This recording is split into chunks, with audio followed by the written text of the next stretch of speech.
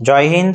তোমাদের আমি বলেছিলাম ইতিহাস এবং ভূগোলের সম্পূর্ণ ক্লাস আমার ইউটিউবে করাবো তাদের জন্য যারা 2026 সালে পশ্চিমবঙ্গ বোর্ড থেকে মাধ্যমিক পরীক্ষা দেবে। আজকে ইতিহাসে 4 নম্বর ক্লাস। এই 4 নম্বর ক্লাসে তোমরা ইতিহাসের প্রথম অধ্যায়ে যে ইতিহাসের ধারণা আছে সেই চ্যাপ্টার সম্পর্কে সেই চ্যাপ্টারে কি তোমরা পড়বে প্রথম টপিক হিসাবে সেইটার বিবরণ দেব। প্রথম টপিক তোমাদের আছে যে আধুনিক ইতিহাস চর্চার বৈচিত্র্য। আধুনিক ইতিহাস চর্চার বৈচিত্র্য অর্থাৎ আজকের দিনে যে ইতিহাস চর্চা করা হয় সেটা অনেকটা বৈচিত্র্য এসেছে। শুধুমাত্র সেখানে রাজার কাহিনী নয়, সেখানে কোনো রাজার কাহিনী ছাড়াও অন্যান্য যারা ব্যক্তি সমাজে বসবাস করে, অন্যান্য বিষয়সমূহ যেগুলো সমাজে আছে, আমাদের চারপাশে আছে, সেইগুলোও ইতিহাসের উপাদান হিসাবে এসেছে। তাই আধুনিক ইতিহাস চর্চা আজকে শুধুমাত্র কোনো একটা পার্টিকুলার বিষয়ে সীমাবদ্ধ নেই, তার বৈচিত্র্যতা অনেকটা বেড়েছে। সেই বৈচিত্র্যতার মধ্যে তোমাদের সিলেবাসে আছে যে প্রথমে আছে যে নতুন সামাজিক ইতিহাস, 2 নম্বরে আছে খেলার ইতিহাস, 3 নম্বরে আছে খাদ্য অভ্যাসের ইতিহাস, 4 নম্বরে আছে শিল্প চর্চার ইতিহাস। শিল্প চর্চার ভেতরে সঙ্গীত, নৃত্য, নাটক, চলচ্চিত্র, পোশাক পরিচ্ছদের ইতিহাস, যানবাহন ও যোগাযোগ ব্যবস্থার ইতিহাস, দৃশ্যশিল্পের ইতিহাস, ছবি আঁকা এবং ফটোগ্রাফি পড়বে তার মধ্যে। 8 নম্বরে আছে স্থাপত্যের ইতিহাস, 9 নম্বরে আছে স্থানীয় ইতিহাস, 10 নম্বরে আছে শহরের ইতিহাস, 11 নম্বরে আছে সামরিক ইতিহাস, 12 নম্বর আছে পরিবেশের ইতিহাস, আর 13 নম্বর আছে বিজ্ঞান ও প্রযুক্তি ও চিকিৎসাবিদ্যার ইতিহাস, 14 নম্বরে আছে নারী ইতিহাস। অর্থাৎ এতগুলো বিষয় ইতিহাসে এখন বর্তমানে চর্চা করা হয়, তাই বলা হচ্ছে কি আধুনিক ইতিহাস চর্চার বৈচিত্র্য। এতগুলো জিনিস আলোচনা করা হচ্ছে ইতিহাসে, তাই বলা হয় আধুনিক ইতিহাস চর্চার বৈচিত্র্য। তাহলে তোমাদের প্রথম যে 4 নম্বর ক্লাস, সেই 4 নম্বর ক্লাসে প্রথম চ্যাপ্টারে ইতিহাসের ধারণার আমি আজকে নতুন সামাজিক ইতিহাস এবং খেলার ইতিহাস এবং খাদ্যাভ্যাসের ইতিহাস কি সেটা নিয়ে আলোচনা করব। তার আগে আমি প্রত্যেকটার একটা করে ছোট্ট বিবরণ দিয়ে দিই। নতুন সামাজিক ইতিহাস মানে, নতুন সামাজিক ইতিহাস বলতে বোঝায় সমাজের সকল স্তরের মানুষদের নিয়ে আলোচনা করা হচ্ছে এখন ইতিহাসে। খেলার ইতিহাস মানে কি? খেলার ইতিহাস, খেলা কবে থেকে চালু হলো সারা পৃথিবীতে, খেলা মানুষের একটা সাধারণ জীবনযাপন, জীবনশৈলী, সেটা নিয়ে আলোচনা করব। খেলা কি করে জাতীয়তাবাদের বিকাশ ঘটায় সেটা নিয়েও আলোচনা করব। খাদ্যাভ্যাসের ইতিহাস অর্থাৎ আমাদের যে খাদ্যাভ্যাস আছে, বিভিন্ন ধরনের খাবার খাই, সেটা কোথা থেকে এসেছে, সে কোনো একটা জায়গার খাদ্যাভ্যাস দেখে তোমরা কোন কোন ঐতিহাসিক জিনিস পেতে পারো, সেই জিনিসগুলো খাদ্যাভ্যাসের ইতিহাসে আলোচনা করব। শিল্প চর্চার ইতিহাসে আমরা কি করব, কোথাকার কোন সঙ্গীত আছে, নৃত্য কোথায় কেমন, নাটক কি, চলচ্চিত্র কি। অর্থাৎ চলচ্চিত্র মানে এখানে সিনেমাকে বোঝাচ্ছে, যে প্রথম সিনেমা কবে শুরু হয়েছিল, আগে নাটক হতো, সেই নাটকটা কি করে বর্তমান সময় ইতিহাসের উপাদান হলো, এই জিনিসগুলো। তারপরে বলেছে পোশাক পরিচ্ছদের ইতিহাস। পোশাক পরিচ্ছদের ইতিহাসে কি দেখবো, আমরা যে পোশাক আশাক পরছি, মানুষের পোশাক আশাক দেখে মানুষের আর্থসামাজিক বৈশিষ্ট্য আমরা খুঁজে পাই। তাই কোনো একটা জায়গার পোশাক আশাক দেখলে আমরা সেখানকার অনেক ধরনের ইতিহাস বের করতে পারি, কোথাকার কোন পোশাক কোথা থেকে এসছে। তারপরে ব্রাহ্মিকা পদ্ধতি কোথায় প্রচলিত ছিল, প্রাচীন যুগের নয়, আজ থেকে প্রায় 200 বছর আগে মানুষের পোশাক আশাক কেমন ছিল, এখন বর্তমানে পোশাক আশাক কেমন হয়েছে, এইগুলো পোশাক পরিচ্ছদের ইতিহাসে পাবো। যানবাহনের ইতিহাসে কি পাবো, বর্তমান সময়ে যানবাহনের যে ব্যবস্থা সেটা অনেকটা অত্যাধুনিক হয়েছে। প্রথমে যানবাহন কেমন ছিল, আগে ঘোড়ায় টানা ট্রেন ছিল, এখন সেটা ইলেকট্রিফাইড ইঞ্জিন হয়েছে ট্রেনে। যোগাযোগ ব্যবস্থা অর্থাৎ আজকের দিনে আমরা মোবাইল বা ইন্টারনেটের সাহায্যে অনেক দূর দূরান্তে মানুষের সঙ্গে যোগাযোগ করতে পারছি। সেইটা কি করে এলো, আগে মানুষ কিভাবে যোগাযোগ স্থাপন করতো একে অপরের সঙ্গে, সেইটা আমরা জানবো। দৃশ্যশিল্পের ইতিহাসে কি পাবো, দৃশ্যশিল্পের ইতিহাসে ছবি আঁকা, ফটোগ্রাফি অর্থাৎ প্রথম ফটোগ্রাফি ক্যামেরা কবে আবিষ্কার হয় এই সমস্ত জিনিস জানবো। তারপর ভারতের কিছু বিশিষ্ট ব্যক্তি যারা ছবি আঁকার সঙ্গে যুক্ত ছিল, যেমন গগনেন্দ্রনাথ ঠাকুর, অবনীন্দ্রনাথ ঠাকুর, তারা কি ছবি এঁকে গেছেন, বর্তমান সময়ে ছবি আঁকা কেমন পর্যায়ে পৌঁছেছে। তারপর স্থাপত্যের ইতিহাস মানে কি বড়সড় যারা নির্মাণ করে গেছে, যেমন কুতুব মিনার, তারপরে লালকিল্লা। 500 টাকার নোটে তোমরা লালকিল্লা দেখো, ওই যে লালকিল্লাটা কার সময় তৈরি হয়েছে। তারপর ভিক্টোরিয়া মেমোরিয়াল কলকাতার, মুর্শিদাবাদের হাজারদুয়ারি, এই সমস্ত জিনিস কে তৈরি করেছে, এখন বর্তমান সময়ে সেগুলো কোন কোন ঐতিহাসিক উপাদান বহন করে চলেছে, সেইগুলো স্থাপত্যের ইতিহাসে জানবো। স্থানীয় ইতিহাস মানে কি কোনো একটা ছোট্ট এলাকার মধ্যে যদি কোনো ঐতিহাসিক উপাদান থাকে সেই জিনিসগুলো স্থানীয় ইতিহাসে আলোচনা করা হয়। যেমন কাশ্মীরের ইতিহাস জানতে গেলে রাজতরঙ্গিনী আমাদের দেখতে হবে, নদিয়ার কাহিনী আছে। এই জিনিসগুলো কি ছোট্ট ছোট্ট এলাকার ভৌগোলিক অবস্থান যার ছোট, তার যদি কোনো ইতিহাস থাকে সেইটা স্থানীয় ইতিহাসে জানবো। শহরের ইতিহাস, কোনো একটা শহর কি করে একটা বড় শহরের পরিবর্তন হলো, প্রথম দিকে শহরটা কেমন ছিল, বর্তমান সময়ে শহরটা কিভাবে এগিয়ে যাচ্ছে, সেই সংক্রান্ত বিষয় আমরা শহরের ইতিহাসে জানবো। সামরিক ইতিহাস বলতে কি বোঝায়, আগেকার সময়ে সেনাবাহিনী কেমন ছিল, আগেকার সময়ে মানুষ যুদ্ধ কিভাবে করত, বর্তমান সময়ে যুদ্ধ কি করে করছে, সেই জিনিসগুলো আমরা সামরিক ইতিহাসে জানবো। পরিবেশের ইতিহাসে কি জানবো, বর্তমান সময়ে যে পরিবেশ দূষিত হচ্ছে, বর্তমান সময়ে যে পরিবেশের এত ক্ষতি হচ্ছে, সেইটা আগে শুরু হয়েছিল, সেই ক্ষতি করাটা মানুষ কোনো আন্দোলন করেছে কিনা পরিবেশ নিয়ে, এখন বর্তমানে কি কি আন্দোলন করছে মানুষ, পরিবেশের ইতিহাস কেন আমরা পড়ছি, এর গুরুত্ব, বৈশিষ্ট্য, অর্থাৎ সবকটা যে ইতিহাস আছে এর বৈশিষ্ট্য এবং গুরুত্ব এবং বৈশিষ্ট্য আমাদের খুব ভালো করে দেখতে হবে। অর্থাৎ পরীক্ষায় এখান থেকে 2 নম্বরের প্রশ্ন দেবে বা 1 নম্বরের প্রশ্ন দেবে, বলে দেবে খাদ্যাভ্যাসের ইতিহাসের বৈশিষ্ট্য কি বা গুরুত্ব কি, নতুন সামাজিক ইতিহাসের বৈশিষ্ট্য কি গুরুত্ব কি। তাই আমাদের বৈশিষ্ট্যর সঙ্গে সঙ্গে গুরুত্ব পড়তে হবে। আর এই সামরিক ইতিহাস সম্পর্কিত বা যানবাহন যোগাযোগ ব্যবস্থা সম্পর্কিত, খেলার ইতিহাস সম্পর্কিত, খাদ্যাভ্যাসের সম্পর্কিত কি কি বই আছে, কারা সেই বইটা লিখেছে, সেই বইগুলো সম্পর্কেও আমাদের কিছুটা ধারণা নিতে হবে, কারণ এখান থেকে শর্ট প্রশ্ন দেবে। তারপরে কি আছে, বিজ্ঞান ও প্রযুক্তির ইতিহাস। বিজ্ঞান প্রযুক্তি আমরা জানি অনেকটা উন্নতি হয়েছে বর্তমান সময়ে, আগেকার সময়ে বিজ্ঞান প্রযুক্তি কেমন ছিল, এখন কিভাবে এতদূর বিজ্ঞান প্রযুক্তি এলো, সেই সংক্রান্ত বিষয় আমরা জানবো বিজ্ঞান প্রযুক্তির ইতিহাসে। চিকিৎসাবিদ্যাও আজকে অনেকটা উন্নত হয়েছে। চিকিৎসাবিদ্যা, আগেকার সময়ে চিকিৎসাবিদ্যা বেশিরভাগই আয়ুর্বেদিক ছিল, এখন বর্তমানে ওষুধ তৈরি হয়ে খুব একটা জটিল রোগ খুব দ্রুত সারানো হচ্ছে, মানুষ ভ্যাকসিনেশন করা হচ্ছে মানুষকে।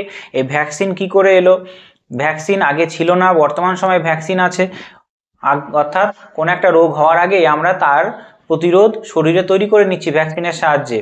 সেইটা কি করে এলো, অর্থাৎ বর্তমান সময়ে আমরা যেটা দেখছি সেইটা একদিনে তো আসেনি, সেটা কি করে ধীরে ধীরে পর্যায়ক্রমিক পরিবর্তনের মাধ্যমে এলো সেইটা আমরা জানবো। অর্থাৎ ইতিহাস মানে বলতে বোঝায়, আমি আগের 3টে ক্লাসে বলেছি, ইতিহাস হলো আমরা সমাজে যেটা দেখছি আজকে, যেটা ঘটে চলেছে তার পেছনে একটা নির্দিষ্ট কারণ আছে। অর্থাৎ এই ইতিহাসগুলো পড়লে আমরা অবশ্যই সেই কারণগুলো বের করতে পারবো। অর্থাৎ চিকিৎসাবিদ্যার যে আজকে এত উন্নত হয়েছে সেটা একদিনে হয়নি, সেটা অনেক দিন ধরে গবেষণা করার পরেই আজকে চিকিৎসাবিদ্যা উন্নত হচ্ছে এবং আরও ভবিষ্যতে উন্নত হবে। নারী ইতিহাসে কি পাবো, আজকের দিনে নারীরা পুরুষের সমতুল্য হয়ে উঠেছে, পুরুষরা যে সমস্ত অধিকার ভোগ করে সমাজে, নারীরাও এই সমস্ত অধিকার ভোগ করছে। তাহলে ইতিহাস কেন এখানে টপিকটা অ্যাড করেছে, তার কারণ হলো আজকের দিনে নারীরা যে অধিকারগুলো ভোগ করছে সেটা আগেকার দিনে পারতো না। অর্থাৎ আগেকার দিনে নারীদের অবলা ভাবা হতো, ঘরের ভেতরে পর্দা প্রথার আড়ালে রেখে দিত সমাজ, তাদেরকে নিচু রেসপেক্ট খুব কম দিত, নিচুভাবে দেখতো, তাদেরকে অবলা ভাবতো, শুধুমাত্র সন্তান উৎপাদনের যন্ত্র ভাবতো, আর তাদের কোনো কাজ নেই, তাদের পড়াশোনা করতে দিত না, তাদের সমাজে বাইরে বেরোতে দিত না, অনেক ধরনের কুরীতি কুপ্রথা ছিল, সতীদাহ প্রথা ছিল, বিধবা বিবাহ চালু ছিল না। আজকের দিনে দাঁড়িয়ে নারীরা সেই জিনিসগুলো পেরিয়ে এসছে আর নতুনভাবে বাঁচতে শিখেছে। তাই নারী ইতিহাস তোমাদের সিলেবাসে অ্যাড করেছে যে নারী ইতিহাস আমাদের পড়তে হবে, তার কারণ নারীরা আজকে যে সম্মানিত একজন প্রাণী হিসাবে বিবেচিত হচ্ছে সেটা আগে সম্মানিত প্রাণী হিসাবে বিবেচিত হতো না, অর্থাৎ সম্মানিত মানুষ হিসাবে বিবেচিত হতো না, নারীকে অনেকটা নিচুভাবে দেখা হতো। তাই নারী ইতিহাসে আমরা জানব যে নারীরা আজকে যে ক্ষমতায়ন হয়েছে, পুরুষের সমতুল্য হয়েছে, সেটা কি করে হয়েছে, কি করে আন্দোলনের মাধ্যমে হয়েছে, আর কি কি বাস্তব উদাহরণ আছে নারী ক্ষমতায়নের। অর্থাৎ আমরা এই 14টা ইতিহাসের যে বৈচিত্র্য তোমাদের আছে প্রথম চ্যাপ্টারে সেইটা আলোচনা করব। এক একটা আলোচনা করার সঙ্গে সঙ্গে তার গুরুত্ব পড়তে হবে, তার বৈশিষ্ট্য পড়তে হবে, আর অবশ্যই সেই প্রত্যেকটা টপিকের অর্থাৎ নতুন সামাজিক ইতিহাসের সঙ্গে যদি সম্পর্কিত কোনো বই থাকে, গুরুত্বপূর্ণ বই প্রচুর লেখা আছে, কিন্তু আমাদের মনে রাখতে হবে বই কিছু গুরুত্বপূর্ণ বই মনে রাখতে হবে, তাই সে সম্পর্কিত বইও আমাদের মনে রাখতে হবে। তাহলে আজকে আমাদের মেন কোন কোন জিনিস আলোচনা করব? আজকের এই ক্লাসে আমরা আলোচনা করব নতুন সামাজিক ইতিহাস কি, খেলার ইতিহাস কি এবং খাদ্যাভ্যাসের ইতিহাস কি। এই 3টে টপিক আজকে এই ক্লাসে আলোচনা করব।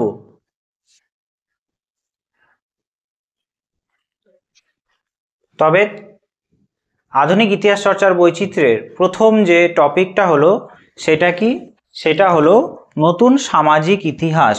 নতুন সামাজিক ইতিহাস, সমাজ বলতে আমরা কি বুঝি? সমাজে সকল স্তরের মানুষই থাকে।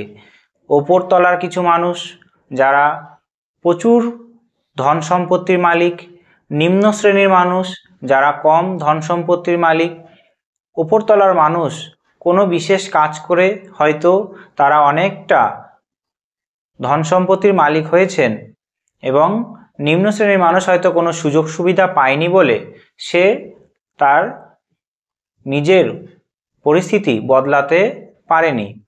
আমরা আগে দেখতাম বা ইতিহাসেও শুধুমাত্র আগে ওই ধনী শ্রেণীর মানুষ যারা অনেক ধন সম্পত্তির মালিক, রাজা মহারাজা অভিজাত মানুষ যারা ছিল, তাদেরকে নিয়েই ইতিহাস শুধুমাত্র আলোচনা করত। কারণ ব্যাপারটা কি ছিল যে ওই অভিজাত বা ধনী ব্যক্তি বা রাজা মহারাজা তাদের সভাসদে একজন করে সভাকবি রেখে দিতেন। সেই সভাকবি ওই রাজার যত গুণগান আছে, রাজার যত ভালো কাজ আছে সেইগুলো ইতিহাসের মধ্যে তাদের বইয়ের মধ্যে লিখত। কিন্তু পরিস্থিতি বদলেছে। কার্ল মার্কস তার ডাস ক্যাপিটাল গ্রন্থে বহুদিন আগেই বলেছে যে সমাজে যারা ধনী শ্রেণীর মানুষ তাদের দ্বারা সমাজে যারা নিচু তলার মানুষ আছে, শ্রমিক শ্রেণীর মানুষ, তারা সবসময়ই অত্যাচারিত হচ্ছে। তার ডাস ক্যাপিটাল গ্রন্থে বলেছিল। তারপর মিশেল ফুকো তার গ্রন্থ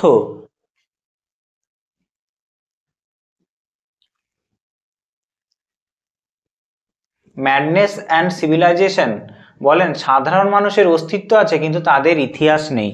অর্থাৎ সাধারণ মানুষের অস্তিত্ব আছে কিন্তু তাদের ইতিহাস নেই।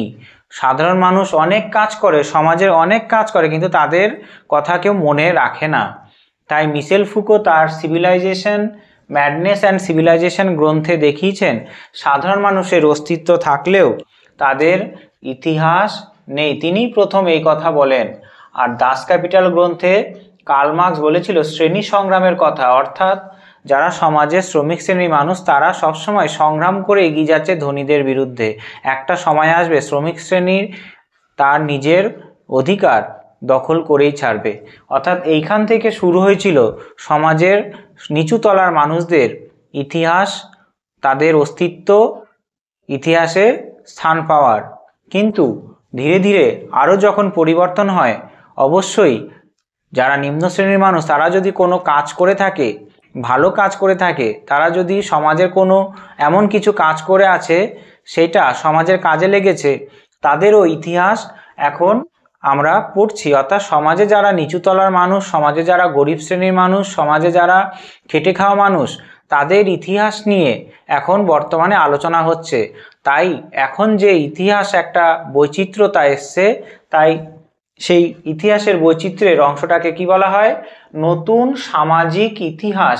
আগে যে সামাজিক ইতিহাস ছিল সেখানে শুধু সমাজের শ্রমিক শ্রেণীর মানুষ নয়, সমাজে যারা অভিজাত বর্গের মানুষ তাদেরকে নিয়ে আলোচনা করতো, তার যারা ধনী ব্যক্তি তাদেরকে নিয়ে আলোচনা করতো। কিন্তু বর্তমানে শ্রমিক শ্রেণীর মানুষ, সমাজে নিচু তলার মানুষ, যারা অন্তজ মানুষ, যারা খেটে খাওয়া মানুষ, তাদের সবাইকে নিয়ে তারা যদি কোনো গুরুত্বপূর্ণ কাজ করে থাকে, সমাজের ভালো কাজ করে থাকে, অবশ্যই তাদেরকে নিয়েও আলোচনা করা হচ্ছে। তাই এটা হয়েছে কি নতুন সামাজিক ইতিহাস। কি বলছে? সমাজের সকল স্তরের মানুষ সম্পর্কে আলোচনা করা হয়, নিচু তলা থেকে উপরতলা, গরিব থেকে ধনী, নিম্নবর্গীয় মানুষ থেকে উচ্চবর্গীয় মানুষ। অর্থাৎ এই নয় যে নিম্নবর্গের মানুষের কথা আলোচনা করছে, শ্রমিক শ্রেণীর মানুষ আলোচনা করছে বলে উচ্চবর্গের মানুষের আলোচনা ইতিহাস থেকে চলে গেছে, এমন নয়।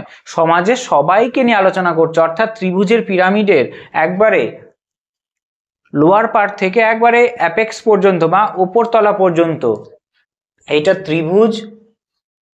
আমরা জানি সমাজে যারা নিম্নবর্গের মানুষ, খেটে খাওয়া মানুষ বেশি আছে, এইখানে কিছু অভিজাত মানুষ আছে, আর নিচে সবাই বেশিরভাগই ধনী মানুষ।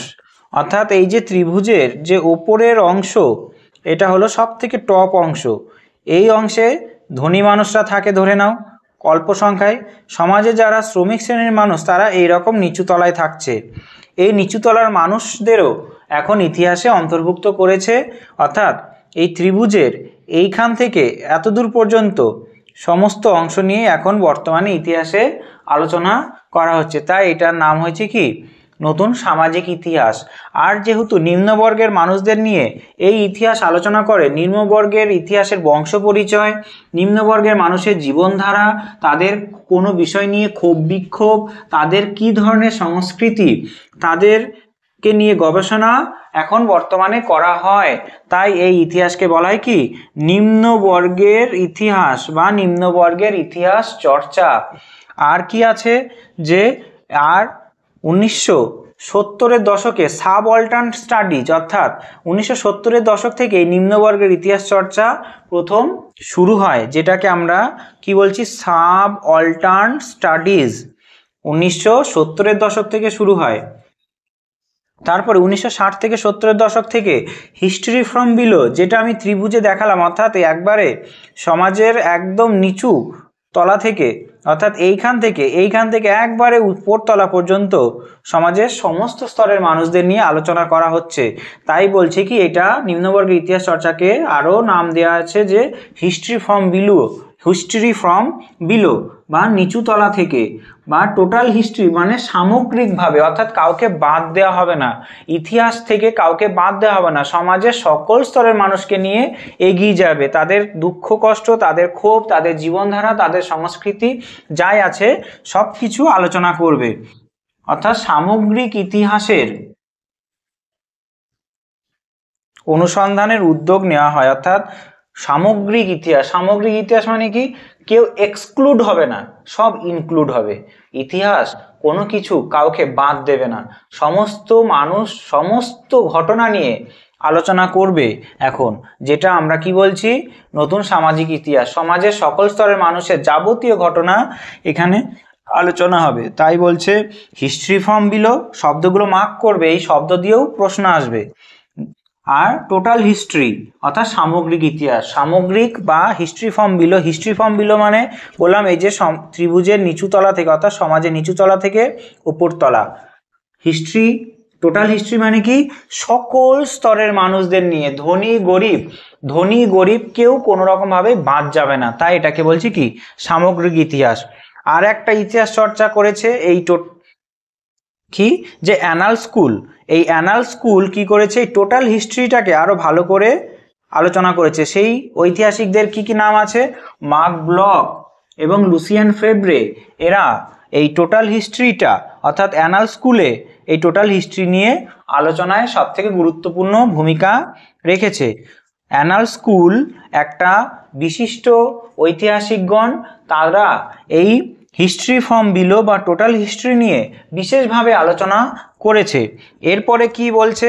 এরপরে বলেছে মার্কিন ইতিহাসবিদ, অর্থাৎ মার্কিন যারা ইতিহাস অর্থাৎ ইউএসএ আমেরিকা যুক্তরাষ্ট্রে যে সমস্ত ইতিহাসবিদ আছে তারা কি করেছে, তারা শ্রমিকদের জীবনের নানা দিক এবং কৃতিদাস প্রথা ও দাস সমাজ নিয়ে আলোচনা করেছে। অর্থাৎ আমরা কি দেখছি যে এখন ঐতিহাসিকরা সমাজের যারা নিচু তলার মানুষ তাদেরকে নিয়ে গবেষণা করতে ইন্টারেস্টেড হচ্ছে, অর্থাৎ আগ্রহী বাড়ছে। তাই এই ইতিহাসটাকে বলা হচ্ছে কি নতুন সামাজিক ইতিহাস। মার্কিন ইতিহাসবিদরা কি করছে, শ্রমিকদের জীবনে নানা দিক তুলে ধরছে। কৃতদাস প্রথা কেমন ছিল, কৃতদাসদের সমাজ ব্যবস্থা কেমন ছিল, দাস সমাজ কেমন ছিল, এইগুলো এখন ইতিহাসের অন্তর্ভুক্ত হয়েছে। তোমরা এটা নোট ডাউন করতে পারো।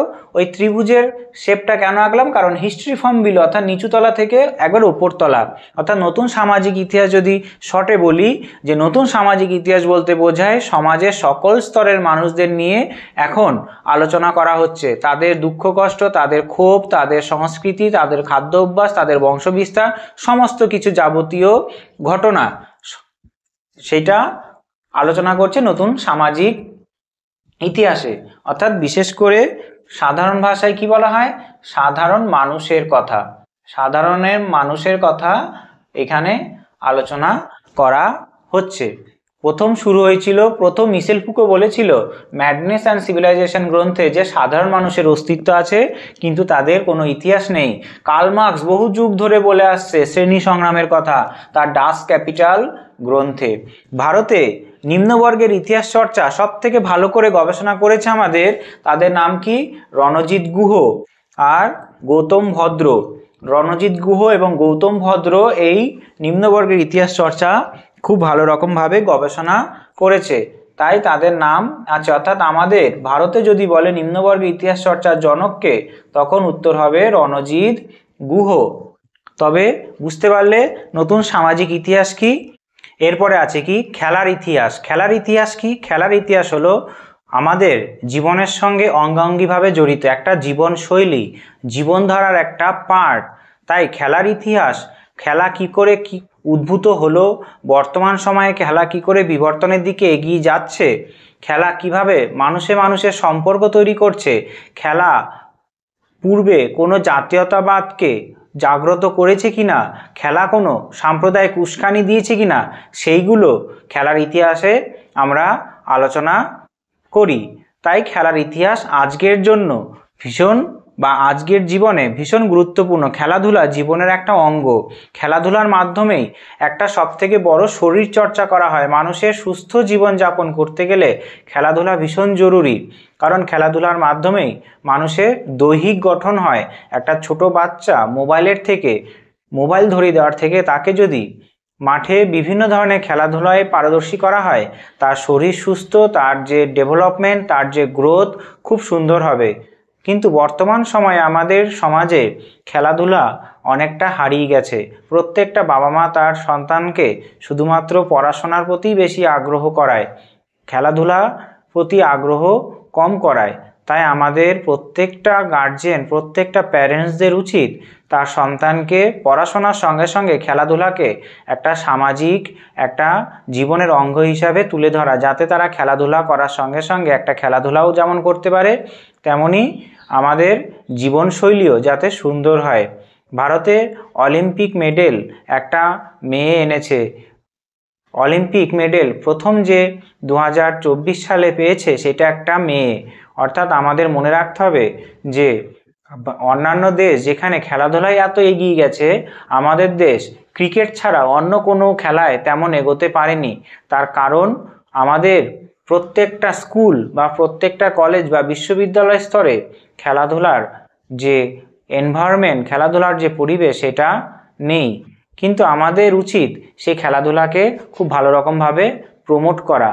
তাই এইখানে আমরা আজকে ইতিহাসের আধুনিক ইতিহাস চর্চার বৈচিত্র্য হিসাবে কি পড়ব, খেলাধুলার ইতিহাস, খেলার ইতিহাসের চর্চা, খেলার ইতিহাসের চর্চা। খেলার ইতিহাসের বৈশিষ্ট্য যদি দেখো, খেলার ইতিহাস একটা জাতির আত্মপরিচয়, জাতির একটা আত্মপরিচয়। অর্থাৎ খেলাধুলার ইতিহাস যদি দেখা হয়, খেলাধুলা একটা কি জাতির আত্মপরিচয়। খেলাধুলা মানুষের মধ্যে গণ আবেগ এবং জাতীয়তাবাদকেও উদ্বুদ্ধ করে। জাতীয়তাবাদ মানে কি বোঝায়, দেশের প্রতি যে প্রেম, দেশের প্রতি যে ভালোবাসা, প্রত্যেকটা দেশের মানুষের সঙ্গে একটা সুস্থ সম্পর্ক বজায় রাখা, এইটাকে বলা হয় কি জাতীয়তাবাদ। বাদ। এটা কি? এটাকে বলা হয় জাতীয়তা।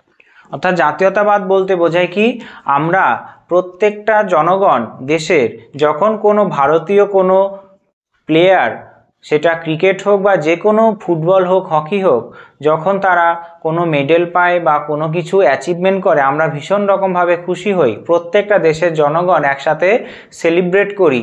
তাই খেলাধুলার ইতিহাস একটা কি জাতীয়তাবাদকে উদ্বুদ্ধ করে, আবার গণ আবেগকেও খুব সুন্দরভাবে ইউনাইট করে দেয়, মানুষকে একটা ইউনাইট ফিল করায়। অর্থাৎ খেলাধুলা ভীষণ গুরুত্বপূর্ণ, খেলার ইতিহাসও গুরুত্বপূর্ণ। খেলার ইতিহাসে আমরা পাবো যে পূর্বে কোনোভাবে এই খেলাধুলার জন্য মানুষ কি জাতীয়তাবাদে উদ্বুদ্ধ হয়েছিল? হ্যাঁ, অবশ্যই হয়েছিল। একটা উদাহরণ হিসাবে বলা যেতে পারে 1905 খ্রিস্টাব্দে যখন লর্ড কার্জন বাংলা ভাগের কথা বলে, সেই সময় মোহনবাগান ক্লাব একটা ফুটবল খেলায় আইএফএ শিল্ড জেতে, আইএফএ শিল্ড তারা জয় পায় ব্রিটিশ সরকারের বিরুদ্ধে। ফুটবল খেলে তারা কি করে? আইএফএ শিল্ড জেতে।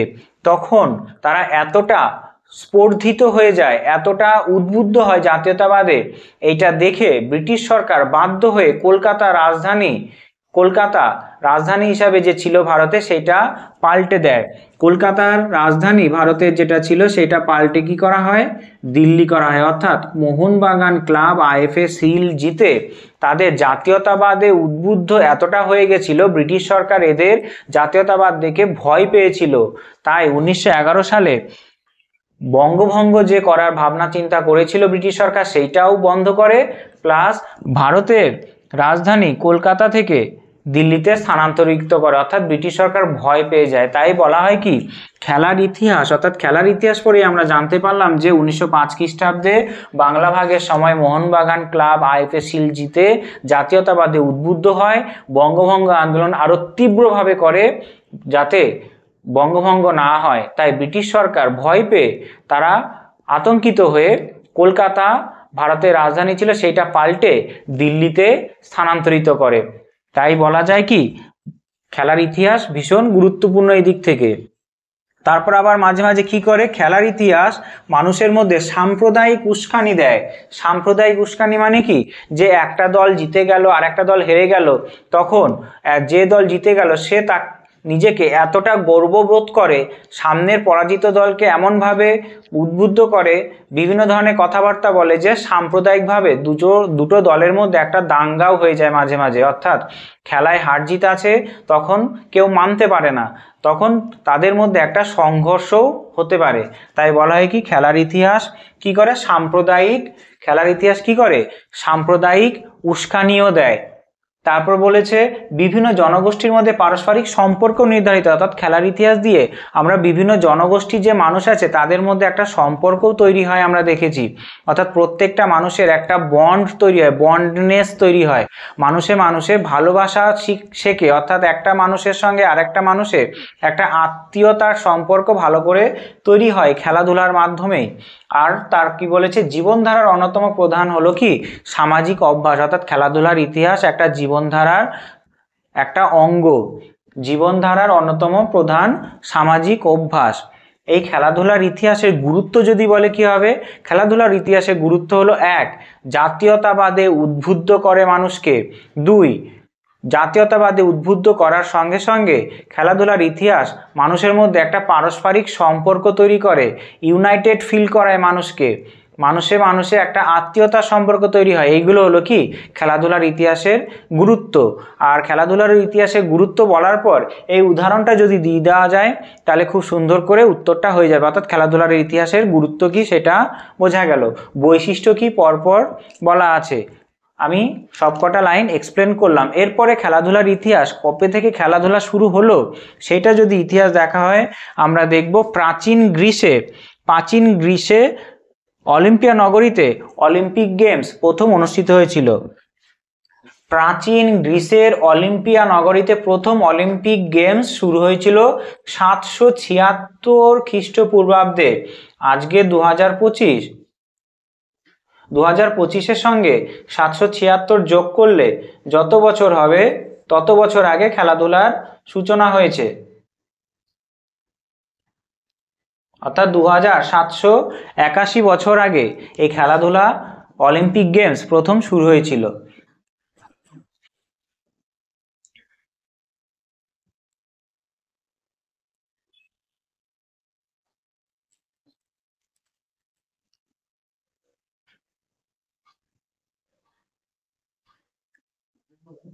কত হবে, কত বছর আগে হবে?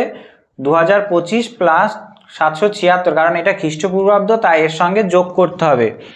কি হবে? 5 আর 6 11, 11 1 0 8 2, অর্থাৎ 2801 বছর আগে খেলাধুলা শুরু হয়েছিল। কোথায়? প্রাচীন গ্রিসের অলিম্পিয়া নগরীতে অলিম্পিক গেমস 776 খ্রিস্টপূর্বাব্দে শুরু হয়। বর্তমানে আধুনিক কালের যে অলিম্পিক গেমস কবে শুরু হয়?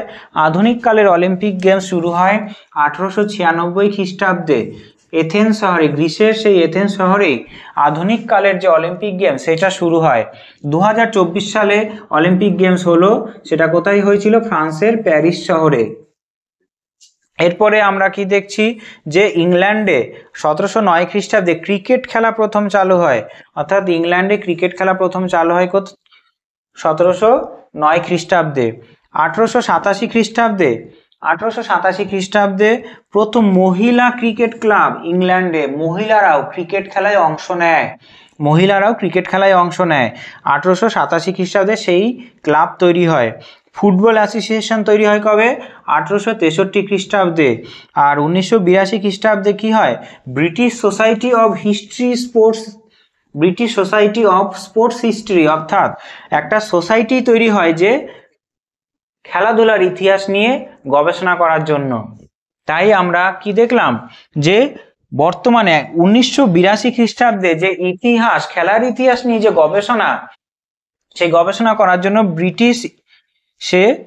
British society of sports history তৈরি হয়েছে খেলাধুলার ইতিহাস গবেষণা করার জন্য।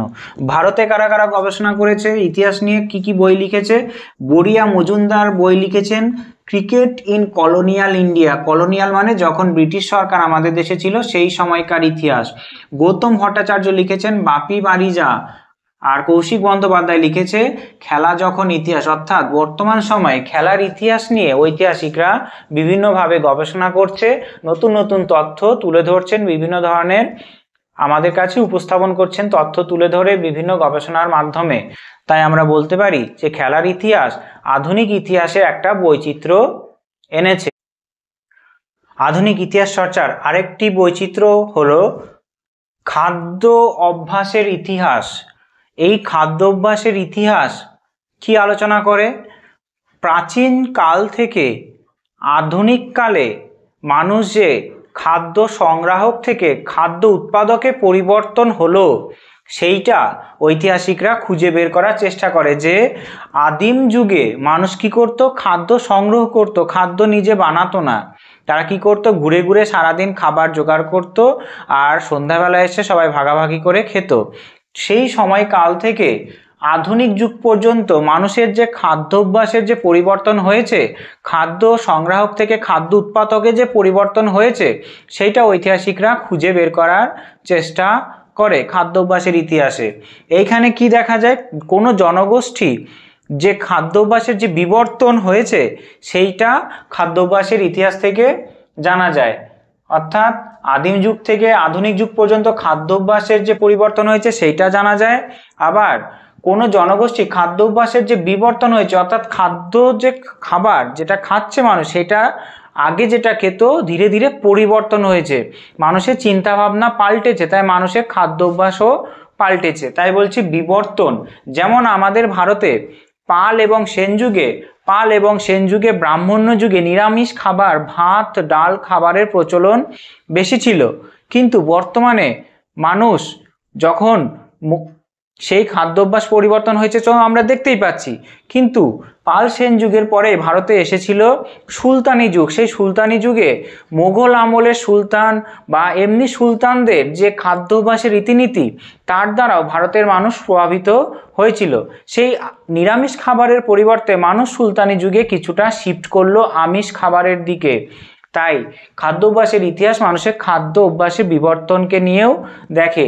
অর্থাৎ খাদ্যাভ্যাসের বৈশিষ্ট্য প্রথম যদি দেখি, দ্বিতীয় যদি দেখি যে বৈশিষ্ট্য আদিম যুগ থেকে আধুনিক পর্যন্ত খাদ্যাভ্যাসের পরিবর্তন কি করে হলো, খাদ্য সংগ্রহ থেকে খাদ্য উৎপাদনে মানুষ কি করে পরিবর্তন হলো।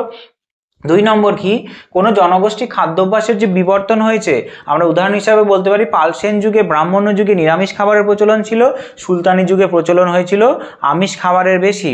সুলতানদের দ্বারা ভারতের খাবার যেমন প্রভাবিত হয়েছিল, ভারতের মানুষ খাদ্যাভ্যাসে যে পরিবর্তন হয়েছিল, আবার আমাদের দেশের মানুষের খাদ্যাভ্যাসের রীতিনীতিও তাদের খাদ্যাভ্যাসের রীতিনীতিকে প্রভাবিত করেছিল। তারপর কোনো জনগোষ্ঠীর উপর অন্য জনগোষ্ঠীর প্রভাব কিনা সেইটা আমরা খাদ্যাভ্যাসের ইতিহাস বলে জানতে পারি। অর্থাৎ একটা জনগোষ্ঠী তারা অন্য কোনো জনগোষ্ঠী দ্বারা প্রভাবিত হয়ে সেই খাবারটা পছন্দ করে খাওয়া শুরু করেছে কিনা সেইটা আমরা খাদ্যাভ্যাসের ইতিহাসে জানতে পারি। অর্থাৎ কোনো জনগোষ্ঠীর ওপর অন্য জনগোষ্ঠীর প্রভাব আছে কিনা সেইটা বোঝা যায়। 2 নম্বর কি, আর্থসামাজিক অবস্থা বোঝা যায়। আর্থসামাজিক অবস্থা কি, মানুষের খাদ্যাভ্যাসে যদি ভ্যারাইটি আসে, বিভিন্ন আধুনিক জিনিস যদি খাওয়া দাওয়া শুরু করে, উন্নত মানের জিনিস যদি খাওয়া দাওয়া শুরু করে, তাহলে মনে রাখতে হবে সেই সমাজের মানুষের আর্থসামাজিক উন্নতি হয়েছে, তাদের পার হেড অর্থাৎ মাথাপিছু আয় বেড়েছে, তাদের হাতে টাকা পয়সা বেশি আছে, তাই তারা খাবারের এইরকম ভ্যারাইটি আনতে পেরেছে। মানুষের হাতে টাকা পয়সা আছে, তাই তারাই বিভিন্ন ধরনের খাবার খাচ্ছে। তাই কোনো একটা জনজাতির খাদ্যাভ্যাস যদি দেখা হয়, তাহলে সেই খাদ্যাভ্যাস থেকে আমরা সেই সমাজের মানুষের আর্থসামাজিক অবস্থাও বুঝতে পারবো খুব সহজে। আর্থসামাজিক অবস্থা বলতে বোঝায় মানুষ কি ধরনের জীবিকা নির্বাহ করে, কত টাকা আয় করে, এই সমস্ত জিনিসগুলো আমরা বুঝতে পারবো। মানুষের পোশাক আশাক কেমন, মানুষের ঘরবাড়ি কেমন, সেইটাও খাদ্যাভ্যাস থেকে বোঝা যাবে। যেমন কোনো একটা ছেলে বা কোনো একটা মেয়ে যদি বিভিন্ন ধরনের খাবার খায়, তোমরা যদি দেখো স্কুলে, সেটা হতে পারে প্রথম দিন একটা জিনিস আনলো, দ্বিতীয় দিন আরেকটা জিনিস আনলো, বিভিন্ন ধরনের ভ্যারাইটির খাবার আনছে, তাহলে মনে রাখতে হবে তার পরিবারের আর্থসামাজিক অবস্থা অনেকটা উন্নত, তাই সে বিভিন্ন ধরনের খাবার খেতে পারছে। অর্থাৎ আর্থসামাজিক অবস্থা যদি বুঝতে হয়, সেই সমাজের মানুষের খাদ্যাভ্যাস দেখলেও আমরা খুব সহজেই বুঝতে পারবো কি খাবার খাচ্ছে না খাচ্ছে, সেইটা দেখে আমরা বুঝতে পারবো। এরপরে আছে কি, কোনো জনজাতির খাদ্যাভ্যাস দেখে আমরা খুব সহজেই বুঝতে পারবো যে সেই জনজাতি বা জাতিগোষ্ঠী স্বাস্থ্য সম্পর্কে সচেতন কিনা। স্বাস্থ্য অর্থাৎ স্বাস্থ্যকে সুরক্ষিত রেখে তারা খাবার খাচ্ছে কিনা। বর্তমান সময়ে আমরা যদি দেখি, স্বাস্থ্য সম্পর্কে মানুষের অবনতি অনেকটা হয়েছে, কারণ স্বাস্থ্য সম্পর্কে তাদের ভাবনা চিন্তা অনেক পাল্টেছে। তাই তারা বিভিন্ন ধরনের ফাস্ট ফুড, বিভিন্ন ধরনের বিরিয়ানি, বিভিন্ন ধরনের চিকেন রোল, এগ রোল, এই সমস্ত জিনিস খাবার হিসাবে গ্রহণ করছে। অর্থাৎ তাদের স্বাস্থ্য সম্পর্কে সচেতনতা অনেকটা কম, তাই তারা এই সমস্ত জিনিসগুলো খাদ্য তালিকায় অন্তর্ভুক্ত করেছে। সন্ধ্যাবেলা হলেই বিভিন্ন ধরনের খাবার খাওয়া হয়, চাউমিন থেকে শুরু করে chicken roll, egg roll, pakora, biryani, এই সমস্ত খাবার খাওয়া মানে কি শরীরকে ক্ষতি করা। তাই আমরা বুঝতে পারি যে জনজাতি এই সমস্ত ফাস্ট ফুডের ওপর বেশি আগ্রহী দেখায়, তারা স্বাস্থ্য সম্পর্কে সচেতন নয়। তাই আমাদেরও উচিত যে এই যে ফাস্ট ফুড যে জিনিসগুলো আছে সেইগুলো খুব কম পরিমাণে খাওয়া, আর বেশি করে বিভিন্ন ধরনের স্বাস্থ্যকর শাকসবজি, ফল মূল, এই জিনিসগুলো, ড্রাই ফ্রুট, এইগুলো খাওয়া উচিত। তাছাড়া শরীর স্বাস্থ্য দিন দিন আরও অবনতি হবে। তাই খাদ্যাভ্যাসের ইতিহাস থেকে আমরা জানতে পারি কোন একটা সমাজের জনগণ তারা স্বাস্থ্য সম্পর্কে সচেতন কি অচেতন। সচেতন যদি হয়, তাদের খাদ্য তালিকাও পরিবর্তন হবে। খাদ্য তালিকাও দেখা যাবে যে সেখানে ফাস্ট ফুডের থেকে হেলদি খাবার বেশি আছে। এরপরে আমরা এই খাদ্যাভ্যাসের ইতিহাস পড়ে জানতে পেরেছি যে ভারতে বিভিন্ন ধরনের খাদ্য পরিবর্তন হয়েছে। যেমন আমরা যে আলুর ব্যবহার শিখেছি, আলু যেটা ভাতের তরকারিতে খাওয়া হয়, সেই আলুর ব্যবহার আমরা পর্তুগিজদের কাছ থেকে শিখেছি। আবার ছানার তৈরি যে মিষ্টি তৈরি হয়, অর্থাৎ দুধ কেটে ছানা তৈরি করে যে মিষ্টি তৈরি হয়, সেইটাও আমরা পর্তুগিজদের কাছ থেকে শিখেছি। তাই বলা হয় যে পর্তুগিজরা যদি না আসতো, ছানার তৈরি মিষ্টি আমাদের দেবতার পুজোতে অর্পণই আমরা করতে পারতাম না। অর্থাৎ পর্তুগিজদের কাছ থেকে শিখেই আমরা ছানার তৈরি মিষ্টি তৈরি করতে পেরেছি। আর বাঙালিরা সেই ছানার তৈরি মিষ্টি দিয়েই দেবতাকে অর্পণ করে, বিভিন্ন পূজা পার্বণে কাজে লাগায়। তাই আমরা বলতে পারি যে আমাদের দেশের খাদ্যাভ্যাস, আমাদের দেশের যে খাদ্যরীতি, সেই খাদ্যরীতি বিদেশি জাতি দ্বারাও প্রভাবিত হয়েছে। আমরা যে চাউমিন, আমরা যে মোমো খাচ্ছি, এই জিনিসগুলো আমাদের দেশের তৈরি নয়, অন্য দেশ থেকে আমরা গ্রহণ করেছি। তাই বলা যেতে পারে যে কোনো একটা জনগোষ্ঠীর ওপর খাদ্যাভ্যাস, রীতিনীতি সেটা অনেকভাবে কি হয়, পরিবর্তন করে দেয়। অন্য জাতি দ্বারা যেমন আমরা প্রভাবিত হয়েছি, আমাদের দ্বারা অন্য জাতি প্রভাবিত হয়েছে। যেমন আমাদের দেশ থেকে ব্রিটিশ সরকার এবং অন্যান্য বৈদেশিক শক্তি তারা যখন ভারতে উপনিবেশ স্থাপন করেছিল, তারা ভারত থেকে গোলমরিচ, বিভিন্ন ধরনের মশলাপাতি ভারত থেকে নিয়ে যায় তাদের দেশে, যার ফলে তাদের রান্নাতে, তাদের তরকারিতে এই মশলার ব্যবহার শুরু হয়। তাই খাদ্যাভ্যাসের ইতিহাস আমাদের এই ভাবনা চিন্তাগুলো বোঝাতে খুব সাহায্য করে, যে এই তথ্যগুলো জানলে আমরা বুঝতে পারবো, অর্থাৎ খাদ্যাভ্যাসের ইতিহাস যদি আমরা পড়ি তাহলে আমরা খুব সহজেই বুঝতে পারবো কোনো জনজাতি অন্য জনজাতি দ্বারা কতটা প্রভাবিত হয়েছে, খাদ্য তালিকার কতটা পরিবর্তন হয়েছে, সেটা আমরা খুব সহজেই বুঝতে পারবো। অর্থাৎ আমরা বলতে পারি যে কেকের দেশ বলা হয় স্কটল্যান্ডকে। এরপরে আমরা একটা বই হিসাবে দেখি যে এইখানে হরিপদ ভৌমিকের রসগোল্লা যে বই আছে, সেই বইতে তিনি উড়িষ্যায় রসগোল্লা যে তৈরি হয়নি, বাংলায় যে রসগোল্লা তৈরি হয়েছিল সেই সংক্রান্ত গবেষণা করে প্রমাণ করার চেষ্টা করেছেন। যে হরিপদ ভৌমিক রসগোল্লা গ্রন্থেতে বলেন যে নদিয়ার ফুলিয়ায় হারাধন ময়রা আদির রসগোল্লা সৃষ্টিকর্তা, অর্থাৎ উড়িষ্যাতে নয়, বাংলাতেই প্রথম রসগোল্লা তৈরি হয়েছে। আমরা যেটা রসগোল্লা খাই সেটা বাংলাতেই তৈরি হয়েছে, সেটা প্রমাণ করার চেষ্টা করেছেন হরিপদ ভৌমিক তার রসগোল্লা গ্রন্থে। তিনি বলেছেন হারাধন ময়রা আদি রসগোল্লা সৃষ্টিকর্তা। তিনি আরও দেখিয়েছেন যে বাগবাজারে, কলকাতার বাগবাজারে নবীনচন্দ্র দাস প্রথম স্পঞ্জ রসগোল্লা তৈরি করেছিল, এইটাও তিনি প্রমাণ করার চেষ্টা করেন। অর্থাৎ আজকের সময়ে ঐতিহাসিকরা কোনো জনজাতির খাদ্য অভ্যাস কেমন, খাবার তালিকায় কি কি উপাদান আছে, সেই সংক্রান্ত বিষয়েও গবেষণা করছেন।